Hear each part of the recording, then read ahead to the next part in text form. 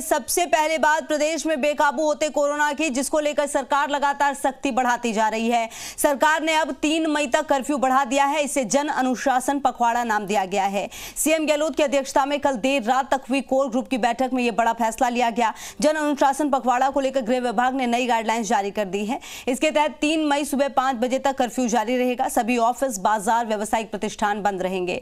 जरूरी सेवाओं पर कर्फ्यू बेअसर रहेगा। नई गाइडलाइंस के मुताबिक मेडिकल, पुलिस, जिला प्रशासन, गृह, वित्त, होमगार्ड, जेल, नागरिक सुरक्षा, फायर ब्रिगेड, सार्वजनिक परिवहन, आपदा प्रबंधन यूआईटी, खाद्य एवं नागरिक आपूर्ति यूआईटी, बिजली, पेयजल, स्वच्छता, दूरसंचार दफ्तर खुले रहेंगे। इनके कर्मचारी अपने ऑफिस और फील्ड में आवागमन कर सकेंगे, लेकिन इन्हें अपना आई कार्ड पुलिस को दिखाना होगा। कोरोना प्रबंधन से जुड़े लोग और मेडिकल स्टाफ को भी कर्फ्यू में छूट रहेगी। सार्वजनिक परिवहन भी इस दौरान जारी रहेंगे। Airport, railway station, bus stand जाने के लिए यात्रियों को टिकट दिखाना होगा।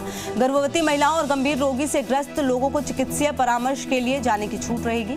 किराना शॉप, फल सब्जी की दुकान, डेयरी, दूध, पशु चारा की दुकान खुली रहेगी। रिटेल और होलसेल की दुकानें भी खोलने की 5 बजे तक अनुमति रहेगी, जबकि फल सब्जी के ठेले वालों को 7 बजे तक की अनुमति दी गई है। किसी भी तरह के सामान की होम डिलीवरी जारी रहेगी। राशन की दुकान बिना किसी छुट्टी के खोली जाएगी। टीकाकरण के लिए जाने वाले लोगों को छूट रहेगी। इसके लिए रजिस्ट्रेशन के साथ आई कार्ड दिखाना होगा। प्रतियोगी परीक्षा के लिए जाने वाले अभ्यर्थियों को अपना प्रवेश पत्र और आई कार्ड दिखाना होगा। बैंकिंग सेवा, एटीएम और बीमा कार्यालय भी खुले रहेंगे। रेस्टोरेंट एंड फूड प्रोसेसिंग वाले रात 8 बजे तक होम डिलीवरी दे सकेंगे। कोल्ड स्टोरेज और वेयर हाउस भी खुले रहेंगे।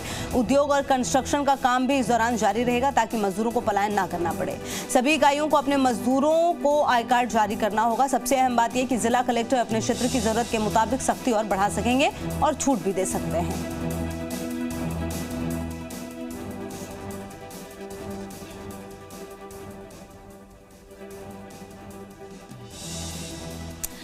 वहीं राजधानी जयपुर में भी जन अनुशासन पखवाड़ा की शुरुआत हो चुकी है। अनुशासन पखवाड़ा के चलते बाजार में आज भी सन्नाटा पसरा रहा। बाजार बंद दिखे। जी मीडिया संवाददाता दीपक गोयल ने कर्फ्यू का जायजा लिया। राजस्थान में लगातार कोरोना के बढ़ते दायरे के बाद वीकेंड कर्फ्यू और अब जन अनुशासन पखवाड़े का अभियान यहाँ राजस्थान के अंदर लागू कर दिया, यानी कि 3 मई तक लॉकडाउन और कर्फ्यू जैसी चीज़ें या पाबंदियां रहेंगी, लेकिन जनमानस कह सकते हैं कि रोज़ जो व्यापार कमाते खाते हैं उनका विशेष इस गाइडलाइन के अंदर ध्यान रखा गया है। यानी कि प्रतिबंध रहेंगे, लेकिन कुछ रियायत भी रहेगी। रियायत इसलिए रहेगी कि लोग पलायन नहीं करें। जो लोग रोज़ाना कमाते और खाते हैं उनके लिए दिक्कतें ना हो। देखिए, आज से नई गाइडलाइन शुरू हो चुकी है और इस गाइडलाइन में विशेष तौर पर जो प्रतिदिन कह सकते हैं कि रोज़गार करने के लिए फैक्ट्रियों में जाते हैं या निर्माण कार्य कह सकते हैं कि मजदूरी करने जाते हैं या ठेला या फेरी लगाकर जीवन यापन करते हैं, उनको रियायत दी गई है। और रियायत का फ़ायदा यही है कि आज सुबह की जो तस्वीर सड़कों पर देखने को मिल रही है, उसमें जो लोग हैं अपने काम पर निकल चुके हैं, लेकिन कार्यस्थल, बाज़ार पूरी तरीके से बंद रहेंगे। धार्मिक स्थल बंद रहेंगे। इसके साथ में जो शैक्षणिक संस्थाएं हैं वो पूरी तरीके से बंद रहेंगी। लेकिन जो इस अनुशासन जो पखवाड़ा है, इसके अंदर जिला प्रशासन, गृह, वित्त, पुलिस, जेल, home guard, control room, war room, नागरिक सुरक्षा, अग्निशमन, आपातकालीन सेवाएं हैं या परिवहन की हम बात करें, डिजास्टर मैनेजमेंट की बात करें, food and civil supply department की बात करें, तो ये तमाम डिपार्टमेंट्स हैं वो खुली रहेंगे। बस स्टैंड, रेल जो यात्रा से सफ़र करना चाहता है, बसों से सफ़र करना चाहता है, वो यहाँ पर रहेंगे। आप कहाँ जा रहे हो भैया? क्या करते हो? मिस्त्री का काम। मिस्त्री का काम। आप कहाँ जा रहे हो भैया? काम करने। क्या मजदूरी करते हो प्रतिदिन? हाँ। अच्छा, तो ये लॉकडाउन की गाइडलाइन आई है, ठीक है, आप लोगों को प्लान तो नहीं करना पड़ेगा? तो अब हम काम तो करेंगे, खाएंगे क्या, फिर काम नहीं करेंगे तो? अच्छा, अब क्या करें बताओ। ठीक है। आपका क्या नाम है? सर आशु नाम है। क्या करते हो आप? सफाई करते सर। सफाई नगर निगम से हो वैसी? नहीं, वैसे है सर। अच्छा, रोजाना मिलता है या मेहनताना महीने का? महीने का सर। महीने का। हाँ सर। तो पहले जो लॉकडाउन लगाया और इस लॉकडाउन में फ़र्क है? लोग आप आ जा तो रहे हो कम से कम? हाँ सर। ठीक है, तो तभी पेट भरेगा ऐसा? हाँ सर, जब भी तो पेट भरेगा हमारा। पाबंदियों में थोड़ी सी छूट दी गई है, जिससे कि ये रोजाना अपना काम करके अपना परिवार को पाल पोस सकें, साथ में अपने घरों की तरफ पलायन भी नहीं करना पड़े। कैमरामैन राहुल के साथ दीपक गोयल, जी मीडिया, जयपुर। राजस्थान में बढ़ता कोरोना ग्राफ के बाद अब अस्पतालों में बेड और ऑक्सीजन की कमी होने लगी है। चिकित्सा महकमा व्यवस्थाओं को संभालने में जुटा है। राजस्थान को 35 टन जामनगर से ऑक्सीजन जल्द मिलेगी। हेल्थ सेक्रेटरी सिद्धार्थ महाजन ने कहा, लोगों को सतर्क रहना होगा, नियमों की पालना करनी होगी, तभी कोरोना पर काबू पा सकते हैं। हेल्थ सेक्रेटरी सिद्धार्थ महाजन से बातचीत की जी मीडिया संवाददाता दीपक गोयल ने। राजस्थान में लगातार कोरोना का आंकड़ा है बढ़ता जा रहा है और अब जन कह सकते हैं अनुशासन पखवाड़ा है उसकी शुरुआत कर दी है, यानी कि लोग घरों के अंदर कैद रहेंगे तो ये जो कोरोना है उसका चैन है वो टूटेगी। हमारे साथ हैं health secretary Siddharth Mahajan ji. Sir, अब क्या रोड मैप रहने वाला है? लगातार आंकड़े बढ़ रहे हैं, अस्पताल फुल हो चुके हैं, बेड नहीं मिल रहे हैं, ऑक्सीजन की क्या व्यवस्था है? सबसे पहले मैं ऑक्सीजन के बारे में बता दूं, गवर्नमेंट ऑफ इंडिया ने इसके ऊपर एक नेशनल प्लान बना दिया है और सारे ऑक्सीजन इंडिया को उस नेशनल प्लान के माध्यम से रेगुलेट किया जा रहा है। तो उसके अंदर पहले हमारे को 124 MT मिला था, तो फिर हमने इसमें अपना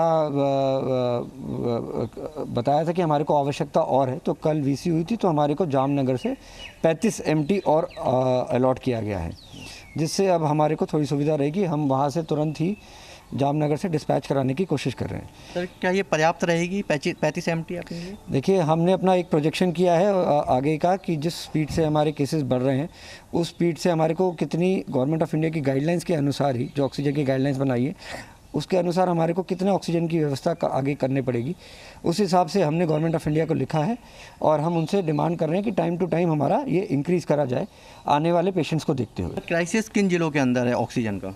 देखिए, अभी उदयपुर और भीलवाड़ा के अंदर पेशेंट्स ज़्यादा हैं जहाँ जिनको ऑक्सीजन की ज़रूरत है, तो उनको अभी हम आसपास के ज़िले जैसे कि राजसमंद, पाली और चित्तौड़ से भी ऑक्सीजन सप्लाई कर रहे हैं। सर, अस्पताल अब फुल होने लगे हैं, अब केस बढ़ते हैं और अस्पतालों की तरफ यदि लोग करते हैं कोविड पेशेंट, तो उनके लिए क्या व्यवस्था रहेगी सर?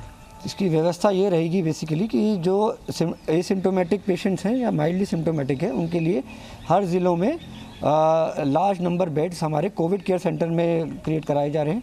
इन कोविड केयर सेंटर्स में हमारी एक मेडिकल टीम भी रहेगी और जो हमारे एसिम्टोमेटिक है, माइल्ड सिम्टोमेटिक है, वो इसमें रहेंगे और जिनको ऑक्सीजन की ज़रूरत है या जो थोड़े से मॉडरेट या सीरियसली सीवियर पेशेंट्स हैं उनको हम हॉस्पिटल्स में रखेंगे। तो क्या अब होटल्स को भी कोविड सेंटर्स के रूप में तब्दील किया जाएगा? बिल्कुल, हमने इसके निर्देश निकाल दिए हैं। जो भी प्राइवेट सेक्टर में हॉस्पिटल जो है वो अगर किसी होटल के साथ टाई अप करना चाहता है और अपनी टीम वहाँ पे लगा के ऑक्सीजन की व्यवस्था वहाँ करा सकता है तो वो होटल्स के साथ टाई अप कर सकता है। जो लोग उसको अफोर्ड कर सकते हैं, जो कमरा वहाँ पे का रेट निर्धारित होगा वो वहाँ पे भी रह सकते हैं। बिल्कुल, शुक्रिया। ये हेल्थ सेक्रेटरी सिद्धार्थ महाजन जिनके ऊपर पूरी अभी कोविड की पूरी कमान है, उन्होंने बताया कि किस तरह से उनका रोड मैप है।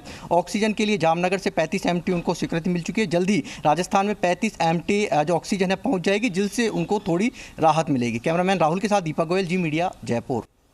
तो प्रदेश में कोरोना ने सारे रिकॉर्ड तोड़ दिए हैं। रविवार को प्रदेश में 10,262 कोरोना संक्रमित मरीज मिले, जबकि 42 लोगों की मौत दर्ज की गई। स्वास्थ्य विभाग के मुताबिक जयपुर से 1963, जोधपुर से 1695, कोटा से 1116, अलवर से 546, उदयपुर से 1001, बीकानेर से 330, अजमेर से 350, भीलवाड़ा से 550, पाली से 92, नागौर से 101, सीकर से 197, भरतपुर से 88, डूंगरपुर से 201, श्रीगंगानगर से 150, राजसमंद से 155, जालौर से 68, चित्तौड़गढ़ से 95, सिरोही से 107, बाड़मेर से 53, झुंझुनू से 19, झालावाड़ से 111, धौलपुर से 127, चूरू से 108, टोंक से 102, बारा से 112, हनुमानगढ़ से 150, बूंदी से 98, बांसवाड़ा से 47, सवाई माधोपुर से 86, दौसा से 187, जैसलमेर से 43, करौली से 97, प्रतापगढ़ से 37 केस मिले हैं। प्रदेश में अब तक कोरोना से 3,151 मरीजों की मौत हो चुकी है, जबकि 67,135 कोरोना के एक्टिव केस मौजूद हैं।